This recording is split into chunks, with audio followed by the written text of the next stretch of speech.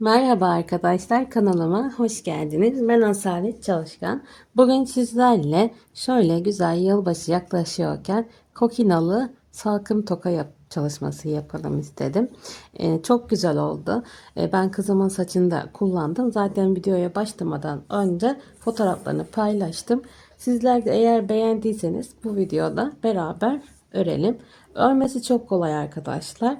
Yapması da gerçekten bence diğer tokalara göre kolay. Kirazlı tokalar biraz daha fazla zaman alıyor ama bu benim için o kadar zaman almadı.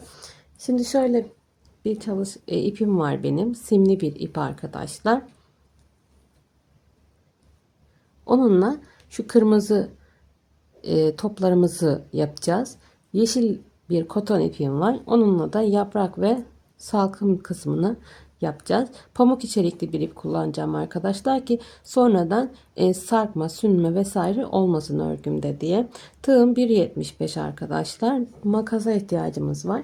Ben bu kırmızı şeyleri yapıştırdım silikonla. Eğer sizler de silikonla yapıştıracaksanız kullanabilirsiniz veya dikebilirsiniz. Bunun için de iğneye ihtiyacımız olacak. Bir de şu büyük topların içini doldurmak için bir miktar elyafa ihtiyacımız olacak. Elyafınız yoksa böyle kırpık iplerinizi de içine doldurabilirsiniz. Şimdi şu en alttaki tomurcuktan başlayalım. Parmağıma ipimi doluyorum arkadaşlar. Üstten batıyorum. İpimi aldım. Bir zincir çekiyorum. Daha sonra halkanın içine batıyorum. İpimi aldım. Bir sık iğne yapıyorum. Bu şekilde toplam 6 tane sık iğne yapıyoruz. 2 3 4 5 6. İpimi çekiyorum. İlk yaptığım sık iğnenin içerisine batıyorum.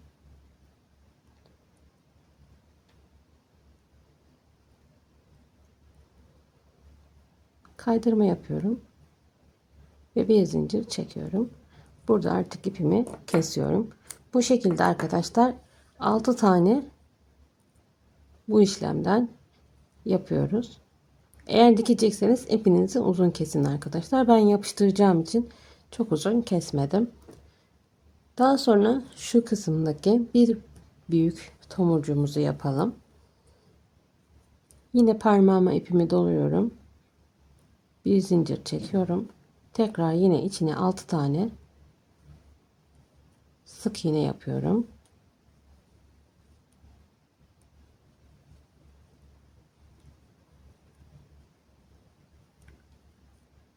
Daha sonra ipini çekiyorum. İlk yaptığımın tepesine yine batıyorum. Kısa ipimi de yürüterekten bir zincir çekiyorum. Daha sonra arkadaşlar burada sık iğnenin tepesine değil de şuradaki boşluğa batıyorum. Sihirli halkanın boşluğuna batmaya devam ediyorum. Herhangi bir sayı yok arkadaşlar. Şöyle bir dakika. Herhangi bir sayı yok arkadaşlar. Rastgele içine yine 6-7 tane olacak kadar batıyorum.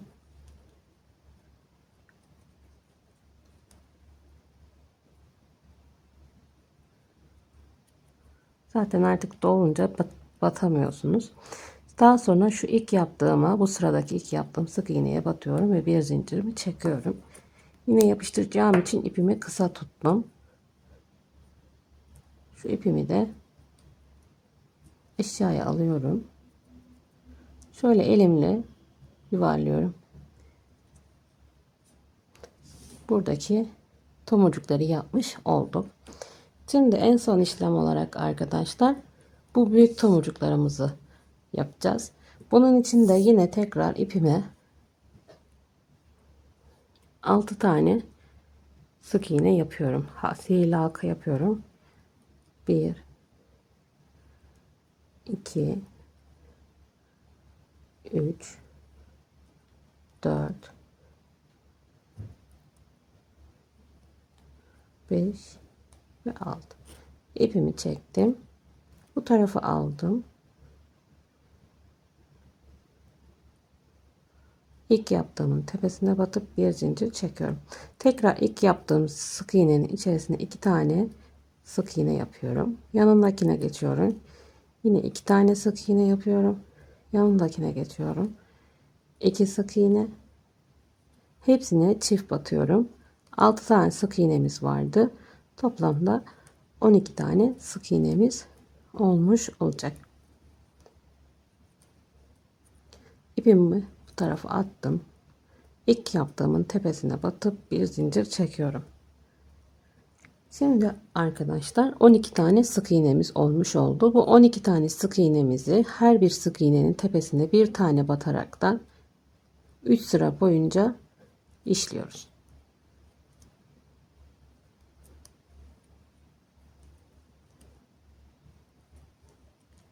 Üç sıra boyunca 12 sık iğnemizi örüp gelelim. Evet, geldim arkadaşlar. 3 sıra ördüm. Şimdi bu kısımda birazcık elyaf dolduracağım. Çok az lazım zaten. Dediğim gibi eğer elyafınız yoksa böyle kestiğiniz örgülerden kalan iplerinizi de koyabilirsiniz. Tığımı, ipimi aldım ve devam ediyorum. Şimdi eksiltme yapacağız arkadaşlar. İlk sık iğneye battım, ipimi aldım. İkinci sık iğneye batıyorum, ipimi aldım ve ikisini birden işliyorum. 6 tane eksiltmemizi yapacağız. 2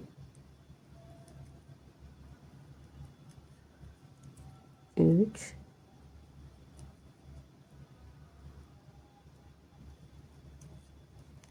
4 5 ve 6. İlk yaptığımızdan yine tepesine batıyoruz. İpimizi geçiriyoruz. Birazcık uzun bırakacağım ki açık olan kısmı toplayabileyim diye arkadaşlar. Şimdi hemen iğnemi alıyorum.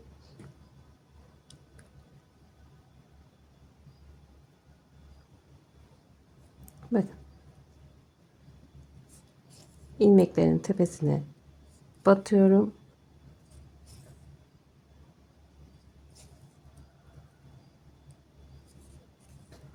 Çektim. Yapıştıracağım için düğüm atmayacağım. Hiç oradan yapıştıracağım çünkü. Sizler düğüm de atabilirsiniz.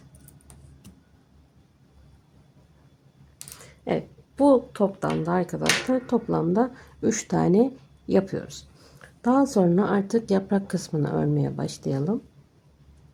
Yaprak için arkadaşlar ben bu büyük olanda 10 tane zincir çektim. Şu küçük olanda da 8 tane zincir çekerek başladım. Onun dışında zincir sayısı hariç her yer aynı arkadaşlar. Şimdi hemen birini örerken diğerini de zaten tarif edeceğim. Yaprağımız için zincir çekiyorum. Küçük yaprağımı öreceğim. Büyük yaprağımla tarifini edeceğim. İlk çektiğim zinciri saymıyorum. 1, 2, 3, 4, 5, 6, 7 ve 8. Daha sonra bir sonraki zincire batıyorum. İpimi aldım ve ilmek kaydırma yapıyorum.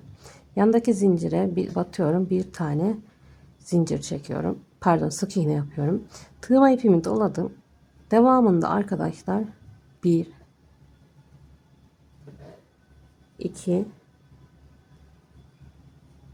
3 tane yarım trabzan ördüm. Burada da arkadaşlar 3 tane ikili trabzan örüyorum. Pardon. Burada da 4 tane ikili trabzan örüyorum. Sonra ipimi doladım. Evet. Pardon. Sıradakine ikisini bir anlatmaya çalışırken kafam kaçtı. Kusura bakmayın.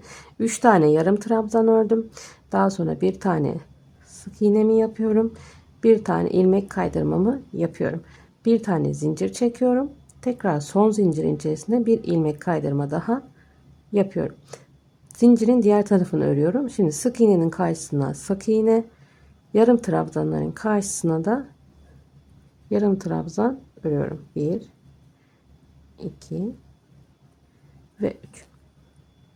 Daha sonra bir sık iğne, bir ilmek kaydır ve bir zincir çektim.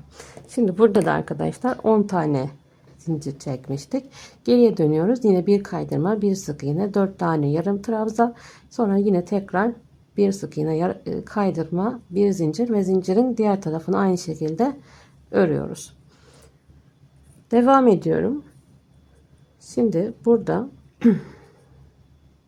şurada bir ilmek kaydırma, zincirden sonra bir ilmek kaydırma daha yapıyorum. Bir sonrakine sık iğne yapıyorum. 2 zincir çekiyorum. Sık iğnenin tepesine batıyorum. Bir sık iğne yapıyorum. Bir ilmek kaydırma yapıyorum yan tarafa. Onun yanına bir sık iğne, 2 zincir çekiyorum. Son yaptığım sık iğnenin tepesine bir sık iğne yapıyorum. Yanına bir ilmek kaydırma, onun yanına bir sık iğne, bir iki zincir, sık iğnenin tepesine sık iğne, ilmek kaydırma, tepeye bir sık iğne, bir iki zincir, sık iğnenin tepesine sık iğne, hemen yanına ilmek kaydırma, onun yanına bir sık iğne yapıyorum, 2 zincir, tepesine bat.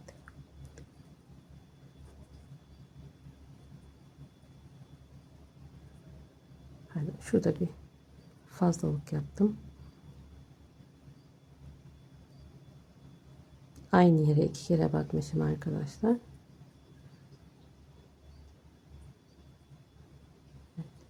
İlmek kaydırdım. Yanına sık iğne, 1 2, tepesine sık iğne.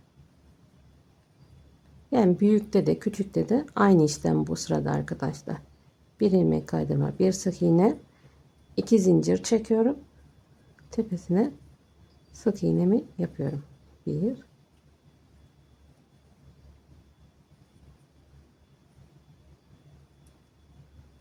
Şimdi şu ortaya bir daha batıyorum. Şimdi burada ipimi kesmeden ikinci yaprağımı örmeye devam edeceğim.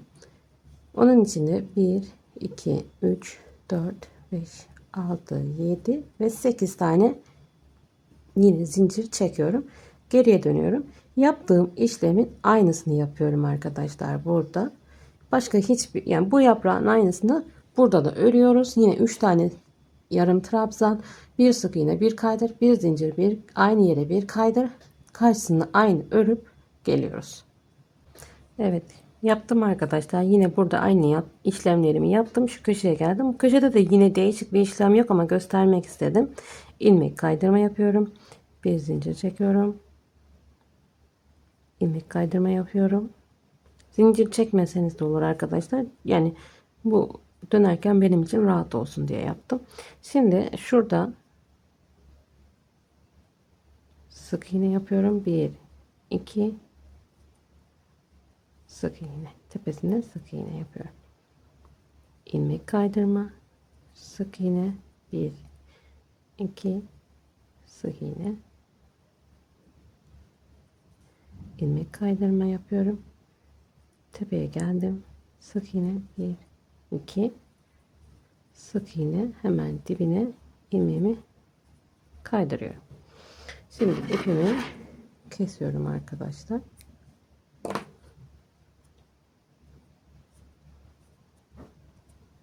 Arka tarafa alıyoruz ve ipimiz arkadan biraz yürüterek kesiyoruz. Yaprağımız hazır arkadaşlar. Üstündekileri dikerken veya yapıştırırken yaprağı şu şekilde elinizde şekil vererek de yapabilirsiniz. Şu iki kısmı veya iki tane ayrı yaprak örüp dikebilirsiniz de, ama ben bu şekilde yaptım. Şimdi arkadaşlar şöyle göstereyim, hemen bir tanesini beraber yapıştıralım. Hemen silikonumu açtım. Isınsın, geliyorum. Şimdi şöyle yaprağımın üstüne sıkacağım. Birazcık silikon.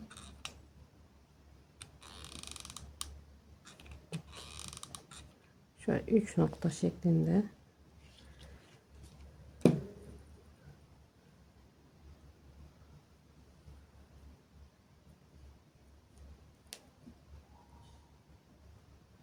İki.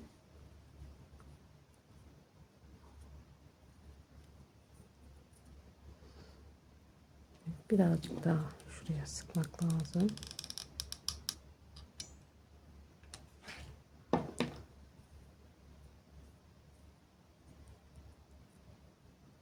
Üç. İyice yapıştırıyorum, bastırıyorum ki iyice yapışsın. Evet, bu şekilde hazır. Zaten büyük olan yaprağımı şurada hazırlamıştım. Bir küçüğümüz hazır. Diğer küçüğümüzü de hemen hazırlayıp gel. Evet, 4 tanemiz hazır arkadaşlar. Saçınızın uzunluğuna göre tabi bunu büyütebilirsiniz arkadaşlar, ama ben hani standart olaraktan 4 tane yaptım. Eğer 5 tane yapabilirsiniz. Saçınız çok kısaysa 3 tane de yapabilirsiniz. Şimdi burada yeşil ipimi şöyle birazcık açıyorum. 2 kat olarak öreceğim çünkü. 2 kat öreceğim ama arkadaşlar yine ince tığla öreceğim. Çok kalın olsun istemiyorum çünkü. Şu büyük olandan başlıyorum. Arkadan battım.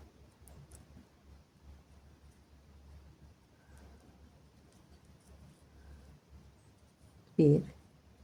Toplamda 23 tane zincir çekeceğim. 3, 4, 5, 6, 7, 8, 9, 10, 11, 12, 13, 14, 15, 16, 17, 18, 19, 20, 21, 22, 23. Daha sonra bunu alıyorum. Tabi bu arada arkadaşlar şöyle düz kısmına gelmesine dikkat edelim. Hani birleştirmemizi yaparken buna dikkat edelim. Şimdi bu aşamada şöyle yine alttan batıyorum.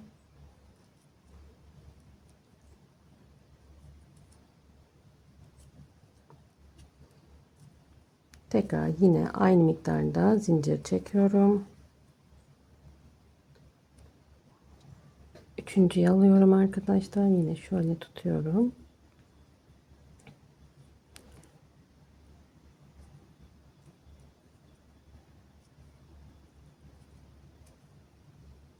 Ve bir zincir çekip yine 23 tane zincirimizi çekip sonuncusunu da bağlıyoruz.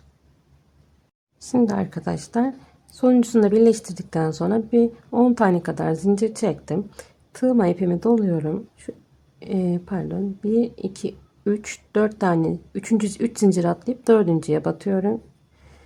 Tığıma ipimi dolayıp bu şekilde işliyorum. En son üçünü birden işleyip bir zincir çekiyorum. Şu şekilde. Şurada yapmadım ama burada yaptım arkadaşlar. Böyle daha kullanışlı oluyor hem de. Şimdi bu ipimi de yürütüp geliyorum hemen. Evet, salkım tokamız hazır arkadaşlar. Şimdi şöyle burada çıtçıtlı toka da kullanabilirsiniz. Lastikli toka da takabilirsiniz. Lastik, yani onunla saçı toklayabilirsiniz. Ben böyle bir toka kullanacağım. Şimdi şu kısmına silikonumu sürüyorum. Yine dediğim gibi, pardon, hemen çalıştırayım. Dediğim gibi yine dikebilirsiniz bunu. Bir keçeye yapıştırıp öyle de yapıştırabilirsiniz. Ama bence böyle de güzel oluyor arkadaşlar. Silikonum ısınsın, yapıştırıp hemen geliyorum. Evet, yapıştırıyorum arkadaşlar. İyice şöyle bir bastırıyorum.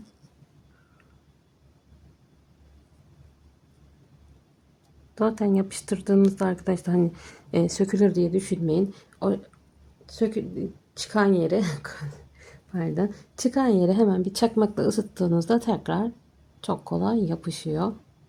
Şöyle. Evet, tokalarımız hazır arkadaşlar. Bu video buraya kadardı. Sonuna kadar izleyen herkese teşekkür ederim arkadaşlar. Yorum yapmayı unutmayın lütfen. Beğenilerinize ve yorumlarınıza YouTube'da oldukça ihtiyacımız var. Yeni videolar çekmek için bizleri teşvik etmiş oluyorsunuz. Bir sonraki modelde görüşmek üzere. Hoşça kalın. Kendinize iyi bakın. Güzel bir gün diliyorum.